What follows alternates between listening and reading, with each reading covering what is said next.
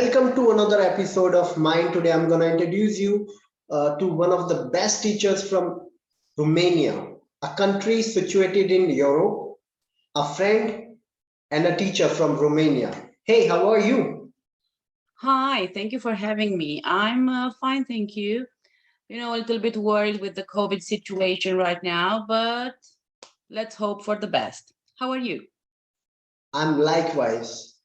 Thank you again for being a part of this community and today's interview. So Thank you. I know I have known you for a very long time. You are a great teacher and have taught so many students in Romania and across your continent. So share with me your experience of teaching and the language you teach. Well, I have been teaching English for approximately 15 years.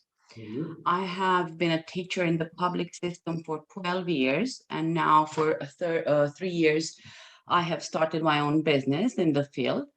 And what can I tell you is that it's a very rewarding Mhm. job, and it's wonderful to see the kids grow, Yeah. and learning so much and developing. And um, what can I say? I wouldn't change it for anything. Yeah, because you love, that is what I do. I left my job, a well-paid job for teaching because I loved this more than anything in the world. Yes, but I think you have to have some special skills in able to be successful and do your job well. And congratulations for your decision. You're doing a great job out there educating people. Thank you so much. As I know, you have also, uh, cleared CAE, which is Certificate in Advanced English. This Yes. exam is conducted by Cambridge itself. So tell us something about this particular exam. Well, in this part of the world, this exam is very important for high school students Mhm. because many of them decide to study abroad. Mhm. And as you know, most universities require a C1 or a C2 Cambridge diploma. Um, Kids are very eager to take it. And in Romania specifically, thousands and thousands of kids take it every year around the age of 17, 18. And they prepare a lot for this, also in schools and also with private tutors.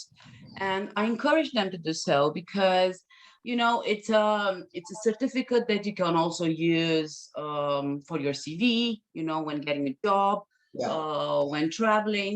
And it's not all about the diploma, it's about the knowledge you gain in Yeah. the learning process that will stay with you forever. Yeah. For those who do not know Romania is a country situated in Europe, a very beautiful country.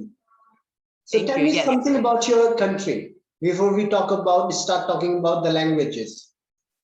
What can I tell about my country? It's a pretty small country.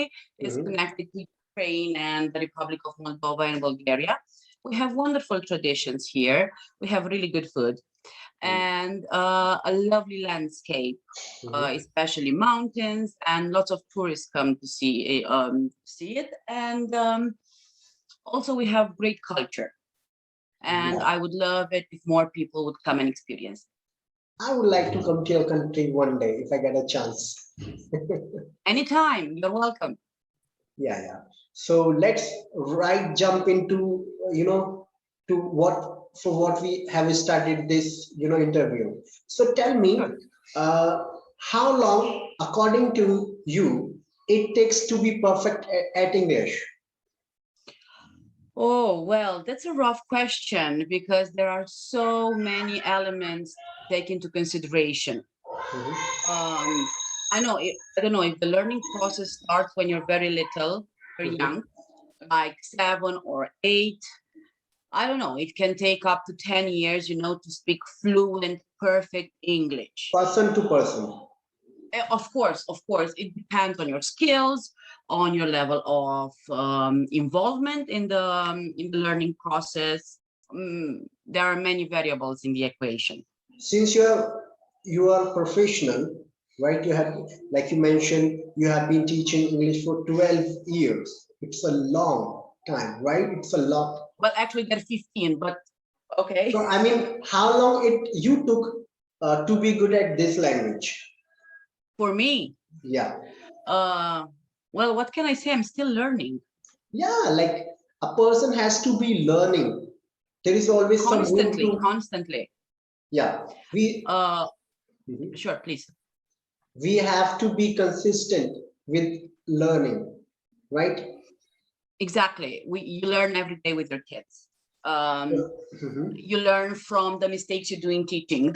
Yeah. You learn from their failures and from their success. But for me personally, to be very, very good with it, Mhm. I think it took about 12 years. I started in the second grade when I was 8. I liked it very much. Mhm. And I kept studying during high school and university. Mhm. And as I said, I'm still learning now. Yeah, so am I. Like one has to be learning in order to be, to be perfect and to remain in the field you are. So this brings us to another question. So this question is from my viewers, right, that watch our videos on my channel. So I mean, like, how do you feel? Like, do you find it difficult to speak English after after practicing it for years, or it is just an easy task for you? For me personally, it's like second nature. Mhm. It was my dream to be able to be fluent in English, to be able to understand movies and songs and books. And because I speak so much in English every day, um, as I said, it's second nature. I have no issue with that. So, 5 pieces of advice from you to be able to speak English, to be able to, start learning. I know two of them, but I would like you to add five more. Like one has to learn, I mean, by reading it and by thinking. Like if you are in learning process of this language, you should only think in English, right? It should be Yes, your thinking yes. language. And second, you must read for 15 minutes a day. So from your side, 5 pieces of advice. Okay. Well, I think there's a lot of advice, but first of all, be consistent. Mhm. Okay, so be Yeah. consistent. Another advice that I give to my students is surround yourself with English. You know, your technology, your books, your movies, your songs. Because if you hear it constantly, your brain will actually register it. Mhm. Uh, Also, try to not underestimate the power of grammar Yeah. because many people This is a underestimate myth. it. Let me, sorry to interrupt you. This is a myth. Sure. People believe grammar is not important. I think this is the most important thing when trying to learn this language. Yes, grammar and vocabulary, you cannot have one without the other, you know. Okay. They go hand in hand.